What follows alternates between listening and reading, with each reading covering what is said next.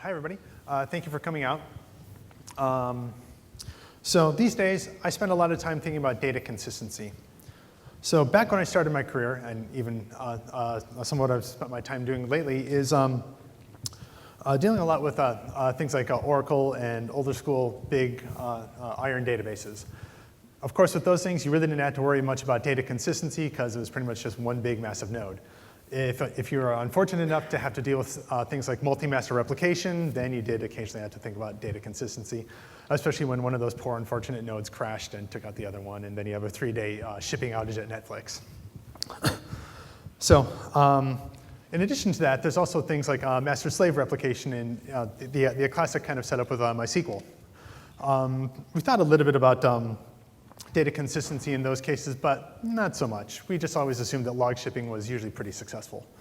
But now that we're in the new world of this NoSQL kind of land, where there's a lot of, where essentially everybody's a peer and everybody's a write master, data consistency becomes a lot more interesting and a lot more tricky. So inconsistencies can really creep in really many, many different ways.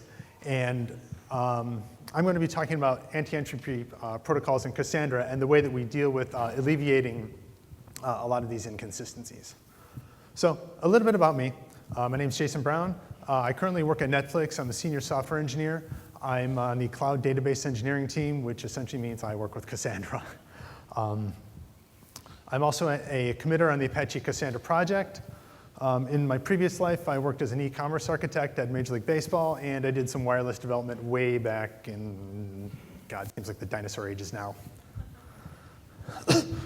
So maintaining a consistent state in a distributed system is hard.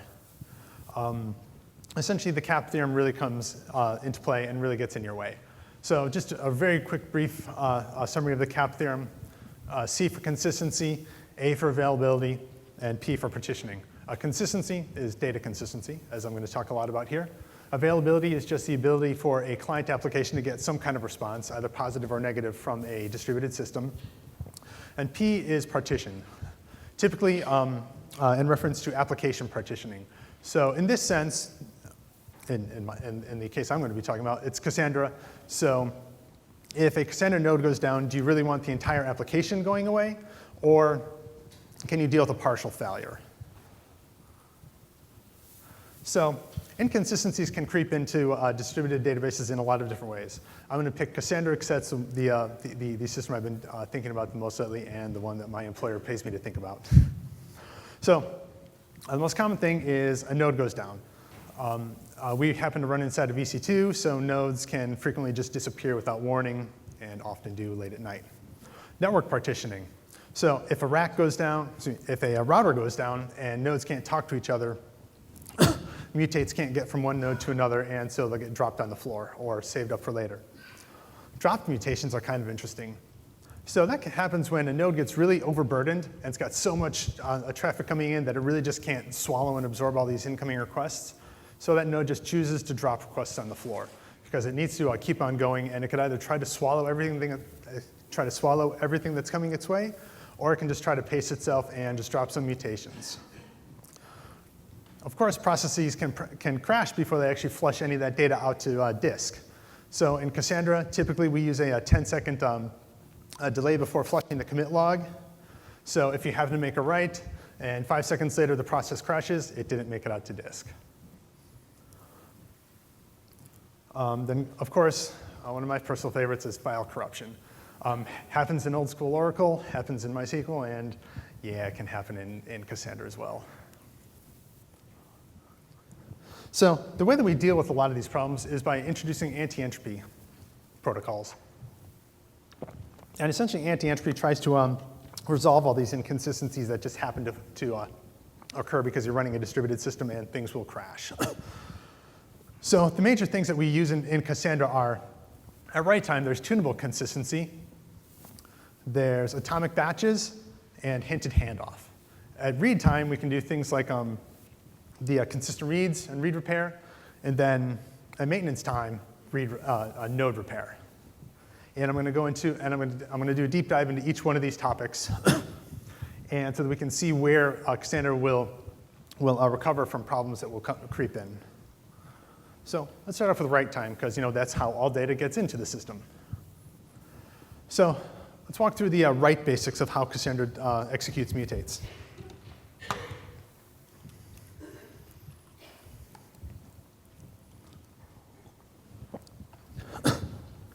So a client application will send a request to what's called the coordinator node. That coordinator node will figure out all the replica nodes that request needs to go to in every DC that's in that Cassandra ring. Then it's going to send that mutate to all the replicas in the local DC. To any remote data centers, it's just going to send a request to one of the replica nodes. Then that replica node is responsible for forwarding that request on to its peers within that data center. Then that coordinator node waits for everyone to respond. All the nodes in all DCs. So in my example here, I've got the client application, sends a request over to replica 1 in the first data center. And this is assuming a replication factor of 3. And it's going to ship off the mutate to its peers, replica 4 and replica 2 in the same data center. Then it'll ship, then for the second data center, ships the request off to replica 4. And then that guy's is supposed to forward it on to its peers within the same data center. For the response path, everybody responds back to the original coordinator.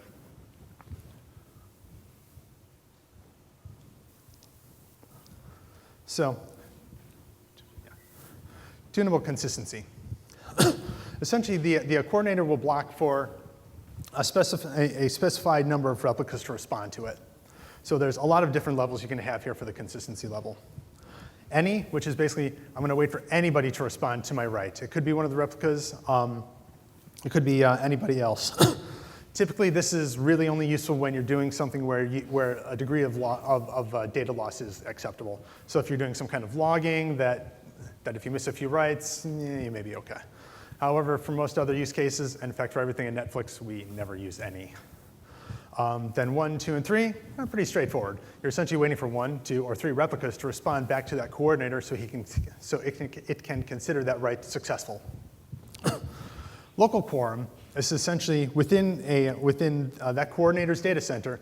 I'm going to wait for a quorum of replica nodes to respond. And I'm sure you probably all know this by now, but replica is essentially the replication factor divided by 2 plus 1. So to go back to my previous slide here, actually the first one here, replica node 1 is going to ship off the request to 4 and 2, as well as itself. I just made it simple in this picture. And it will wait essentially for 2 of those guys to respond successfully before it considers the local quorum write successful. Each quorum is another a consistency level, which actually this kind of almost would be. But essentially, each quorum just waits for a quorum from each data center, pretty straightforward. And then all basically says, I'm going to wait for every replica everywhere to respond successfully to me. All pretty straightforward. Now, the real trick is that this is tunable consistency inside of Cassandra. While you can choose things like all and each quorum, the thing is, you're really going to run into real problems. You may think you're actually going to get a stronger consistency level with your writes, but you're more likely to just cause other sorts of problems in your application that you'll have to deal with. The likelihood that you'll have all of your nodes up all the time and never have to worry about anybody being down is really just a fallacy. Somebody's going to go down, something's going to fail, or you'll be doing maintenance, and your writes will fail at that time. So each quorum is almost as bad, in my opinion, because essentially what that's really saying is that you're going to trust the network between all of your data centers. And if you happen to be running in something like EC2, where the guaranteed SLA between regions is about 0, and that's not a knock on Amazon, that's just the reality of how those public intranets work between those data centers, you can really get into problems of expecting that network connection to be up all the time. Then your mutate is essentially, it's got a hard-coded dependency amongst all of your regions or data centers. And this is actually a problem we deal with at Netflix. There's 1 or 2 use cases of each quorum, and it does get into problems. It's not, in my personal opinion, it's not highly advisable, but it is a possibility. So, hinted handoff. So what happens when one of the replica nodes is down that the mutate is supposed to go to? Basically, what we're going to do is we're going to save a copy of that mutate to the coordinator is going to save a copy of that mutation to its local disk, and then replay it later. And a hint is essentially just the address of that node who's down and the full mutation, that write that you want to execute. And how it actually works is that on the coordinator, as we're figuring out all the replica nodes that this mutate needs to go to, we'll figure out, first, who are all those nodes, and then we'll check to see if any of them are down. If some of them are down, and you can still fulfill the consistency level that was as part of the request, we can still send off that mutate to the nodes that are alive. However, for the node or nodes that are down, we'll store a hint. Also, if after we send off that mutate and we don't get a response back from one of the nodes, say it went down or there's some kind of network congestion or whatever, if we don't get a response within write request timeout in milliseconds, we'll also store a hint. I believe the default value for the timeout is 10 seconds. It's a value in the Cassandra YAML. One of the other interesting things about hinted handoff is that there's another parameter in the Cassandra YAML called max hint window in milliseconds. And that's basically, this is the amount of time for which a coordinator will store up hints for a node that's down. The default is 3 hours. So if a node is down for 1 hour, we'll store up hints because the default is 3 for that value. Then when that node comes back up, we'll replay all the hints. However, if that node happens to be down for 4 hours, after the 3rd hour, the coordinator will stop storing up hints, and then we'll just drop anything for that node. And then essentially what you're going to have to do at that point is when that node finally does come up, it gets all the hints replayed to it, it's out of sync. And it's not going to get the data until you do something a little bit more involved, which I'll talk about later.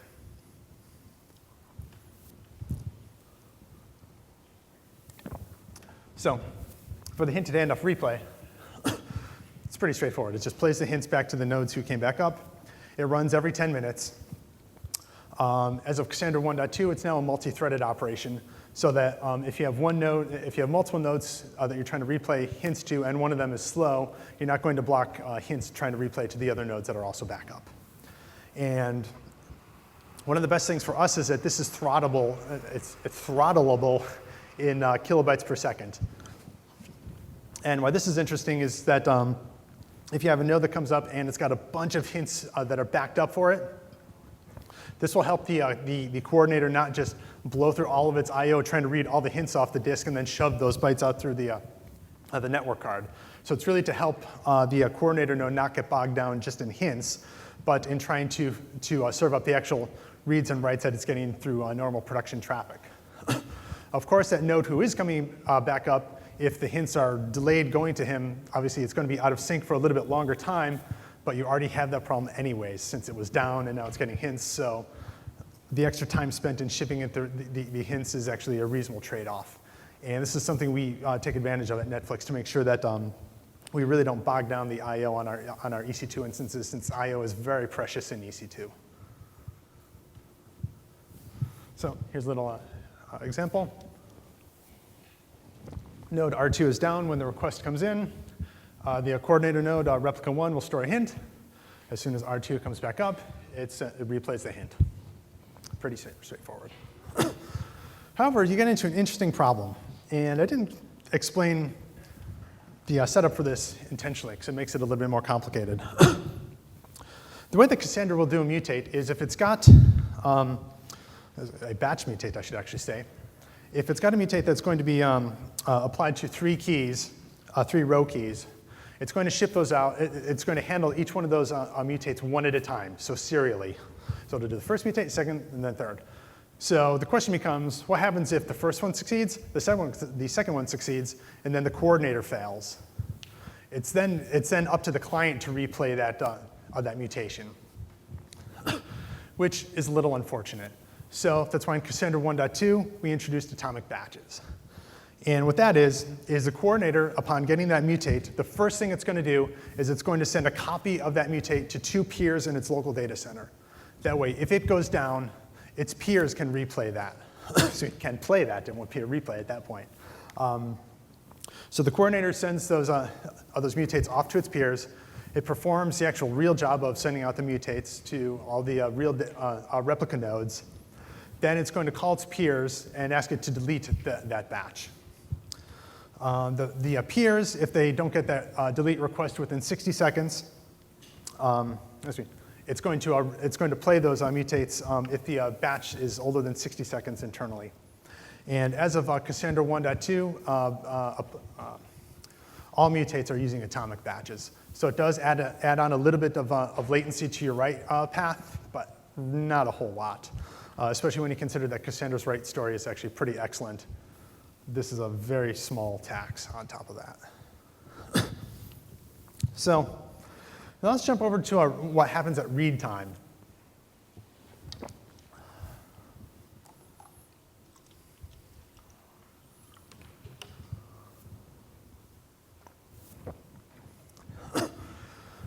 So very similar to how mutates work, the coordinator is going to figure out what replicas to call.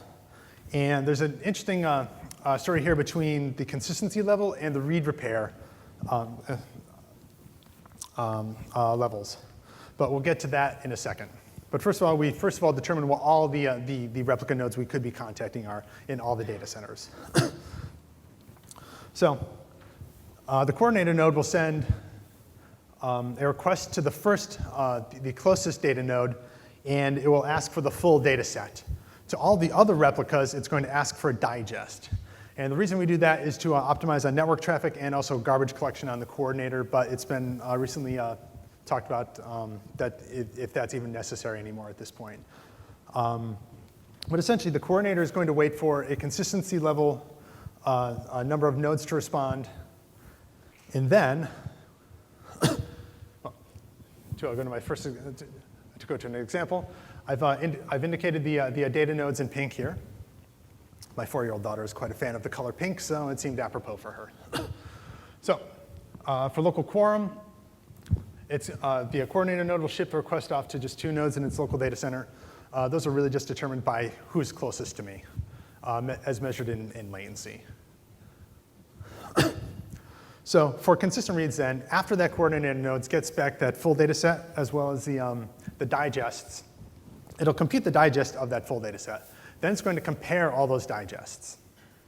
And if there's any mismatches, what the coordinator will do is resend the request out to those same replica nodes again, except in this case, there's going to be no request for digests. It's asking for the full data set. And then when it gets those back, it's going to compare all these data sets, then send any out-of-date nodes an update, meaning so that so that those nodes get the full, most current set of that data, and the coordinator will block until those guys respond. And then once those guys respond, everyone's up to date. The coordinator will do the merge of all those columns, of all those rows and columns, and then return that to the caller. So on consistent read, if there is a mismatch, obviously you are going to pay a little bit in terms of latency, but this is a way to make sure that your data is more consistent.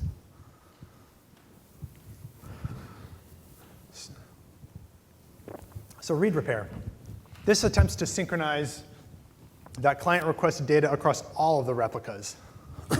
And how it does this is it piggybacks off of the normal read path, but it's going to wait for all the replicas to respond back to the coordinator, and it does that asynchronously.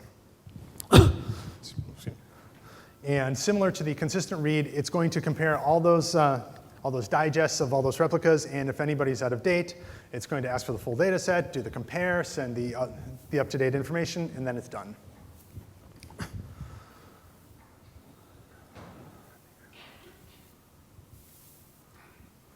So an example of read repair. The green lines in this are the local quorum, are the nodes we're going to use for the local quorum read. The lines in blue are the ones we're using for read repair. So our coordinator here is asking for a replica 4 and 3 for the data set that it will essentially use for returning back to the client app. However, it's also sending back, it's going to send the request over to the other 4 nodes in pink. And it'll get all those responses back, fix up anybody who's out of date. Also, For read repair, it's only going to wait for the read timeout in milliseconds. I forgot to put the actual name of the YAML parameter here. But essentially, it's not going to wait forever. It's not going to keep some token around for all these nodes to come back to figure out the read repair. It's going to wait for the standard timeout and then try to do its thing. So the way that this is configured is that it's a setting per column family. So not every column family needs to have this on. And how it actually works is that it's actually a percentage of all reads that come into that column family. So either using CQLSH or the old school command line, CLI, you set it up as a value between 0 and 1. And that essentially just becomes a percentage chance of a particular read getting the read repair chance. And you can set this on a local DC level or global. And where that actually becomes interesting is local DC will just make it faster and less involved, whereas if you've got many, many data centers in your Cassandra cluster, it's going to take that much more time, that much more computation to fix up all that data.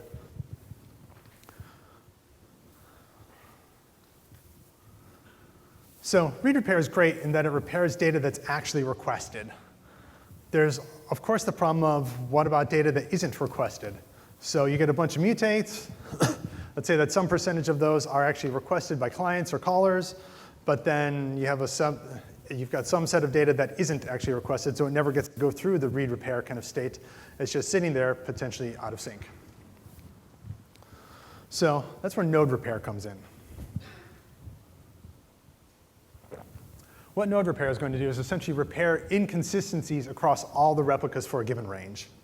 So how it actually executes is, on a given node, you connect to the Cassandra process with node tool, execute a repair, and how it works is that Cassandra process will figure out the ranges around the token ring that it owns, and then the parameters you can pass in on the command line to our node tool are the column families. They have to be within a given key space, or within the same key space. And then you can choose if you want to do repair on just the local DC or globally. So a couple of cautions before we dive into how node repair actually works. It should really be part of the standard operations for a Cassandra cluster, especially if you're doing deletes, because what you can run into is a problem of resurrected data. So if you've got a bunch of writes going on, you do some deletes, but those deletes, those tombstones never percolate over to other replica nodes. There's an interesting thing that goes on called garbage collection. And essentially, that's when we collect all the tombstones from all the tombstones and all the TTL data from a given column family. And typically, that happens during compaction, either major or minor. So if a node that got those deletes then goes past the GC grace period, which I think the default is 10 days. And if you didn't sync that data over to the out-of-sync node, the node with the tombstones could compact those tombstones plus the original data out of that node, but then you still have the live data on the guy who never got the tombstone. So therefore, essentially what you've just done is resurrected that data you tried to delete. And then, of course, if you run something like repair or node repair or read repair on the guy who was out of sync, he'll then put that data back into everyone else because the data will be missing on the other nodes, and now you've just resurrected data that you didn't want there in the first place. So it's pretty important to run node repair. However, there's a pretty big drawback, and that's that it's disk I/O and CPU intensive.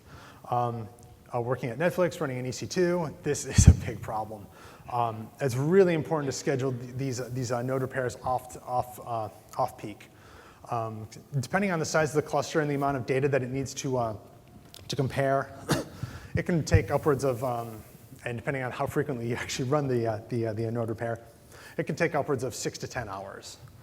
We've had things that have gotten uglier, but that's due to our own learning curve and our own internal problems. Hopefully, most of which are resolved by now. So, node repair. Similar to how reads and writes work, we determine all of the peer nodes that have the same matching ranges. This works the same whether you're using vnodes or just old school token assignment to nodes, but it actually makes this discussion a little bit easier to not deal with vnodes, but the same basic principles apply. So the initiator node, the one that you trigger a repair on, it's going to contact all of its peers that we discovered in this first step, and it's going to trigger a major compaction on those guys. So major compaction in this sense is going to read all the existing SS tables on those remote nodes, and essentially it's going to build up something called a Merkle tree. And essentially a Merkle tree is essentially a binary tree with hashes, with ranges and hashes. Hashes tend to be hashes are at the leaf nodes, whereas ranges are just the intermediary nodes in the tree. So essentially each node is going to build up this tree by reading every row in its data set. So it means it needs to churn through a bunch of I/O, reading every SS table off disk, merging that. It doesn't write anything back out into disk, but it does have to read everything so it can build up that Merkle tree. Then it's going to return that tree back to the initiator. Then that initiator essentially waits for all the trees to come back, including calculating its own Merkle tree. Then it's going to compare every tree that it received to every other tree. And in this way, essentially what it's doing, it's comparing it's comparing the hashes that are in that tree, not the actual data. That's an important point to remember here, because then if in that comparison, if any differences are detected, it's going to ask one of the two nodes that are differing. It's going to ask him to ship all of the ranges that are differing with the other node to that other guy. Then the other guy is requested to ship all of its data back to the other node. So, and all of that is written out as new SS tables on those disks. And I'll show that with an example here. Sorry. So let's say we've got a 6-node cluster here. And I want to start, and each node has it's a replication factor of 3, so each node has 3 ranges. This is, once again, going back to a cluster that is not using vnodes, because it's a little bit easier to see. So the node at the top is responsible for a token ranges A, B, and C. The next guy down the line is responsible for B, C, and D. Next guy, C, D, and E, and so on. So you can see that these 3 nodes all have range A on them. The 3 guys at the top all share range B. Can you see where this is going next? All the guys on the right there all share range C. So at the end of the day, what you're going to get is all 5 nodes here participating in this repair. So meaning they're all going to do a major compaction. They're going to build up this Merkle tree and ship it on back to our initiator node at the top. Then let's say the node at the top sees that these 2 nodes down here at the bottom that share range E, let's say they have some differing range or something that's inconsistent about them. The node at the top is going to tell this guy, hey, why don't you send all of your data for that range over to this guy. Then this guy's going to ship all that same data back over here. So at that point, we're actually technically not merged. But what actually happens is because in exchanging that data, it gets written out as a local SS table so that the next reads that come through on those nodes will essentially act like any other read, and it'll do the comparison, it'll do the merge of that data, and it'll find that, hey, the data that I got shipped over from that node over here, it was more recent than mine because it's now part of my data anyways. It's up to date, and it'll return that to any coordinator that's calling it. Similarly, if the data is out of date, it won't even bother to really use it. So those are the anti-entropy protocols and operations that we have inside of Cassandra. And at the end of the day, the CAP theorem lives, and we just need to understand the trade-offs of what's involved and make reasonable decisions based upon what we're trying to do. In Cassandra, we've decided to trade a little bit of consistency for a greater availability. So of course, to deal with the consistency, you need to get back to deal with the inconsistency, you need some processes to help get you back to consistency. So Cassandra has some processes to help fix this up. As I mentioned, we've got tunable controls that exist to write, read, and the on-demand time inside of a Cassandra cluster. And that's all for now. So please, if you have any questions, I'm opening it up. Thank you.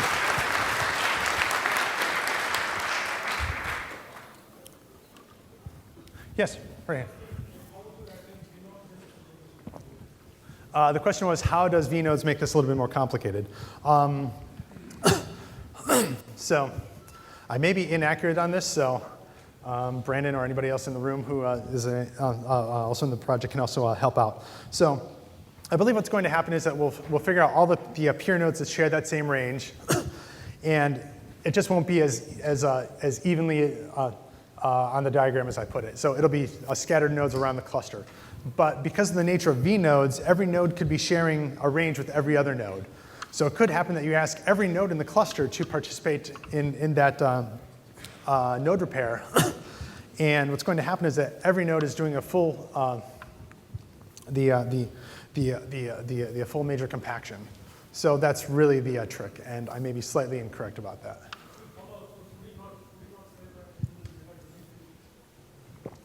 If you've got a data set from which you never delete data, it's not as critical then to make sure you make all the to run read repair. However, to run node repair, but it's still a reasonable operational kind of thing to do, especially if you can run it at off times, at off hours, and especially if you can just apply a drip method to it, where it doesn't take too much I/O in the background and doesn't interfere too much with your regular processes. It should be a reasonable thing to do. Hi. Okay. Oh, I'm sorry. I didn't know there's a mic up here. Cool. Yeah. So when the coordinator locks, because it can handle, and it has died and it has to get resync, the performance instead goes down. That's one of the downside of it. How would you know that that's the cause of the performance? Great question. So how do you know if your performance is going down due to the consistent reads? As far as I know, right now, there's not any metrics that we capture inside of Cassandra to expose that.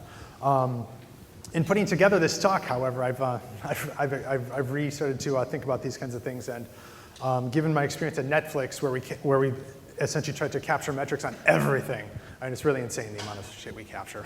So I've started to think about applying that to some of the things in Cassandra, yet being a little bit more judicious than we would be necessarily in an in-house app. But essentially, at this point, I don't think we have any metrics that expose that. Next question? Hi.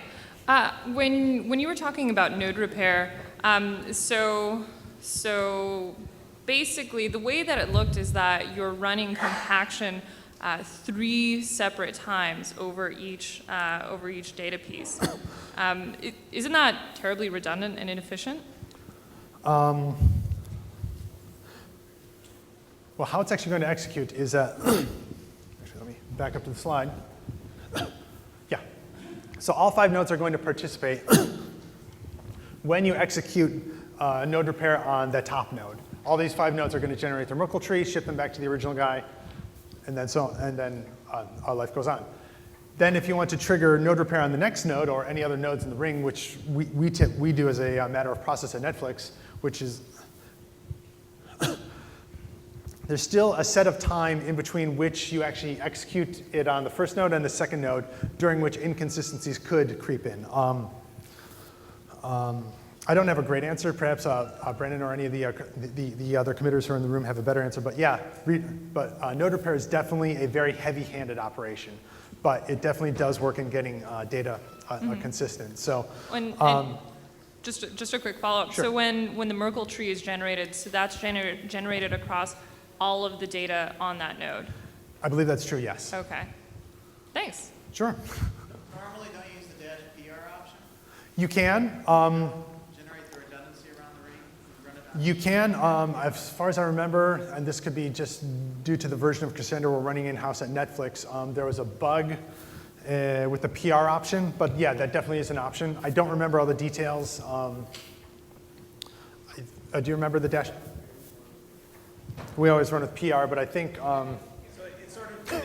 Sure. So. The normal repair is going to it's going to manage the repair for you. So all the nodes that it thinks is going to go throughout the entire cluster. One option is to do the equivalent of a rolling restart and do a rolling repair, where you go through every single node and do a dash PR on that, and then it will figure out on its you will get the anti-entrpoy and then do that per node. So that eliminates the redundancy that you were asking about? Not really. The way that the code actually executes doesn't take that into account. And then, well, Then the other trick that's going to play into account here is vnodes. With vnodes, as far as I remember, there is no real primary range, since primary range really referred to back when you were assigning a single token to a given node. Now that a given node can have up to n number of tokens, primary range really is a little bit more fluid. So. You're not going to repair 8 twice, right? If you go around the ring now, you're repairing range 8 3 times. But don't forget, there's going to be a time lapse in between when you actually executed it on that first node and any other node. So inconsistencies could have been introduced during that time. If I had a node go down. Or any event network. occurred. And like I said at the beginning, it's not just a node going down. There's n number of ways that inconsistencies can creep in. So with this diagram, can you get away with just running repair on the top node and the bottom node, since that would cover all the nodes? Or do you run it on every node? So I don't feel qualified enough to answer that one. We've had a lot of debates at Netflix about that. We've had some conversations with outside folks, and I've never felt like I've had a satisfactory answer. Christos, do you have any better idea?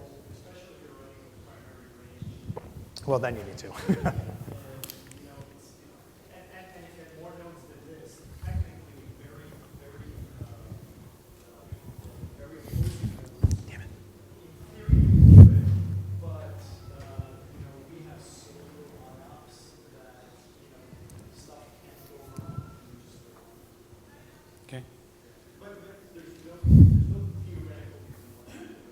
Compute the minimum number of nodes that would cover all the ring. So I had another question. You said that running it more often could be better? Well, Then- running it more often will certainly keep it More consistent. more consistent. And But you're it still keeps going to it- have the full impact in terms of CPU and IOPS. You don't get any benefit from running it hourly versus weekly. It part of it depends on what you're doing with that actual cluster. And we can take that that specific Netflix use case offline, but there could be some benefit, but it's, yeah. Hi. Since node repair seems to be the hot topic, I'm going to keep going with that thread. Are we beating the dead horse yet? So you mentioned, 6 to 8 hours potential repair time, right? Because of our specific constraints. Right. So how much of that is IO bound versus disk? So how does that change if you go to SSDs? It's faster. It's I know the answer is faster it's on faster, SSD. but like, I need like a decimal point somewhere. So I can't give you a real answer because, to a degree, I mean, when we run on SSD, we're running on Amazon's H1 4 extra large instance, which really you shouldn't think about as being SSDs because there's n layers of virtualization and in between your application and the actual metal. That really to think about it as SSDs is not really doing it justice. You can think of it as higher IOPS, but it's not like real rockin' SSDs. okay, so with higher IOPS, how much does it get better? If you What was that? So with the higher IOPS, how much does it improve? So how much is it, really like shipping the data between the nodes versus actual local disk or pseudo local disk access? So my use case that I know of off the top of my head is actually not fully representative because that specific use case, we actually switched from leveled compaction to size-tiered compaction in the middle after we switched to SSDs. So I don't know what the more current times are. Plus, at that time, we were still running. There was a bug in the version of Cassandra we were using for doing repairs on leveled compacted clusters. So it's a little squirrely, and I don't. You don't know. Okay. All right. Yeah, it's a long way of saying, dude, I don't know. Hi there. So in the consistent read case, you said that it waits for all replicas to be repaired. But if you're doing a quorum read, say you've got an RF of 10, then you've got six correct ones and 4 incorrect ones. It's, even though it can answer your question with the 6 correct ones, it's going to wait for all 4 to repair? No. So how it's going to work is that it's going to ask, so the coordinator will first ask, in this case, 6 nodes for the data. If those 6 nodes happen to have the updated data set and are all consistent with each other, and if you're not executing read repair, or even if you are, those 6 will respond to the coordinator. The coordinator will check all those digests. It'll check out and it'll return back to the calling application saying, hey, everything's cool. It's only until those other nodes are involved in that quorum read will you then trigger the consistent read algorithm to fix up that data. That makes sense. Thank Cool. It can. It's just the luck of the draw of which nodes you happen to hit. Hi. You mentioned that you had some adversity towards an each quorum configuration. Is it simply that you avoid the use cases that would require data center survivability, or you have an alternative solution to that use case? So each quorum use case. So my specific beef with that is it essentially is now tying your right to the availability of every data center and the connectivity to every data center, which for Netflix, it's now US West 2, US East 1, Europe. If we launch in Brazil, if we launch in Singapore, you've now just tied that right to 5 regions and a quorum in all 5. And your availability is definitely going to go down on that. And latency is certainly going to be high because the speed of light is always going to be working against you trying to communicate that far across the planet. So a lot of it depends on your use case. So then in use case, if a data center goes down, then that data is just not available. You essentially can't survive a data center. Exactly. And it's not even just the data center going down, it's the connectivity between the data centers going down, which is more likely to be your enemy, or latency between those. That's going to be the bigger problem than anything else. Internally, we're really trying to push the notion of really just accepting eventual consistency, especially in these use cases. There's actually one use case at Netflix where we actually use each quorum, and there's an argument whether it could have whether it's even really necessary. Where things get interesting is with the compare and swap thing that's being introduced in Cassandra 2.0. I still need to do a lot of reading up on that, but that could potentially help this use case. But I'm not sure yet. So to beat this node repair horse a little bit more, it's everyone's favorite. So I'm looking for some of the art behind how often you should run that on your nodes. Obviously, it sounds like you need to run at least every 10 days, right? At least every GC grace period is the recommended. Yeah. So the default's 10. So at bare minimum, you need to run it once every 10 days on all nodes. That's the advised. Is there any other factors that come into play when figuring that out? That's the minimum. Did you find value in running it more often? Yes. Yes and no. Oh God. Oh, please don't. All right. So war story. It's the last. Come on. It's the last session of the day. I'm sure you want to hear a bitch and moan war story. So. God, this is on video for the entire internet, isn't it? Yeah. So. Let's say you have a cluster and there's a rogue application that's essentially a batch application. And what it wants to do is enforce some kind of consistency policy or a referential integrity. But if it fails, it's not going to move necessarily that message to a dead letter queue or put it off to the side so that you can do some special processing on it. It's just going to keep processing the thing over and over and over and over again. And this thing happened to do a bunch of deletes. And so essentially what happened is that it would do a bunch of deletes and try to read the same row. So within the span of about 2 hours, we would accumulate about 200,000 tombstones in a given row. And then it'd be trying to read it at the same time. So essentially, you have all these nodes trying to read the data as fast as possible. Oh, and read repair chance was also set to 1, by the way, globally. Yeah, first time it was on, second time it wasn't. Either way, it still screwed us. So essentially, you've got this conflict of trying to read a bunch of tombstones out of SS tables, merge that with the one live column that's alive, and it was just choking on GC as it had to have all those tombstones and TTL columns in memory. So yeah, that was a big problem there. So So the problem was to actually just run a major compaction, was to run repair, so that the tombstones would go away. What was the order? Compaction, then repair? Yeah, so basically we lowered the GC, ran the repair, then we did a major compaction to make sure all the data was gone. So at that point, we threw away all the tombstones, and once all those compactions finished, the JVM recovered like within a minute. It no longer had to worry about all that garbage sitting around, and basically the parties were just killing it. So in other words, the more deletes you do, the more often you really want to be thinking about running repair more. Excessive amount. Okay. So you what? Yeah. Oh. It was a good time at 4 a.m. Okay. Also, like, as you Twice in the same week. because you do the Merkle tree like calculations, right? It figures out if the MD5 or whatever calculation it does doesn't match, it just invalidates the entire range.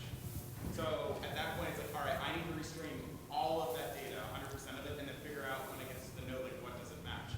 So the more and more of these ranges that don't match, the more and more IOPS now you need to stream more and more data. Remember that Yeah. the node that's streaming to you, that needs IOPS as well as the one receiving it. So the longer you wait, the more the tokens that are invalidated, the worse you're going to get. So if you do it frequently enough, because you don't have tons of ranges out of sync, the more ranges that are out of sync, the worse off you're going to be. That was excellent. Yep, that's totally right. So in other words, figure it out until you're not screwed anymore. So I have a question about atomic batch. I used the batch mode in Cassandra 1.1.9 to like upload like 5,000 records at each time, and turns out it's very fast with 1.1.9, and then upgrade to 1.2 because there's atomic batch features introduced in 1.2, and turns out the overhead of CPU is like 100%, and it just killed the Cassandra class my Cassandra clusters. And I realized that if I reduce the batch number to like 100, it is much better. It turns out the CPU cost is like as zero as before. So I mean, it hints to me like seems like atomic batch is not cheap. In a sense, if you have the batch number is so large, and atomic batch is not cheap. I mean, like everything else, a lot of it depends on your use case and just testing it. I mean, if like some people, you decided to just put Cassandra 1.2.0 out in production on day 2 that it was released, like some people in that we know, you can run into problems. But I mean, it's going to be the same advice, that I would tell anyone. You really need to test major versions before pushing it out. Yes. Unfortunately, I don't have a better answer than that. I'm not aware of any bugs off the top of my head with that, but there certainly could have been. Yeah. But yeah. Because I checked the usual case, like the typical batch number we are using, like around 100 something. So I used 5,000 before, and turns out that not much buddy used that much. So I think that probably like not many people realize that this is a problem for like 1.2. Essentially, when you have a batch number which is very large. Yeah, I mean, you just got to load test before putting it out there. But of course, it's like anything else. You'll discover a lot of things in prod that go, and then, yeah, you just got. Thanks. Sure. I was wondering what kind of data consistency issues may arise due to system clocks getting out of sync or taking wild swings backwards and forwards.